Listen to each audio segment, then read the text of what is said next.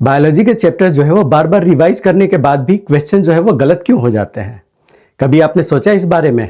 ये इसलिए होता है क्योंकि ज़्यादातर जो स्टूडेंट्स हैं ना, वो चैप्टर्स पढ़ते हैं लेकिन एग्जामिनर के पॉइंट ऑफ व्यू से जो कंफ्यूजिंग लाइंस होते हैं ना, उस पर वो फोकस ही नहीं करते।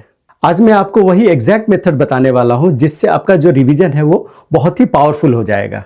इसके लिए सबसे पहले हर चैप्टर में जो रिपीटेड कंफ्यूजिंग वर्ड्स हैं उनको आप सर्कल कीजिए, जैसे कि ओनली, एक्सेप्ट, नॉट, यूजुअली और मोस्ट कॉमन।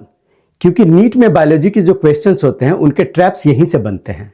और साथ ही डायग्राम्स को इग्नोर मत करिए, क्योंकि लेबल्स और फंक्शंस जो हैं वो डायरेक्टली स्टेटमेंट्स में यहीं से पूछे जाते हैं। बायोलॉजी पढ़ने के लिए एक बहुत ही स्मार्ट ट्रिक है, वो है FDT रूल, यानी कि फैक्ट्स, डायग्राम्स और टेबल्स।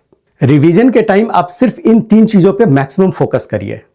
अगर सिमिलर टर्म्स कंफ्यूज करते हैं तो शॉर्ट वन लाइनर बनाइए, जैसे कि टेक्सोनॉमी सीक्वेंस के लिए king Philip came over for good soup, यानी कि king for kingdom, Philip for phylum, came for class, over for order और good for genus and soup for species.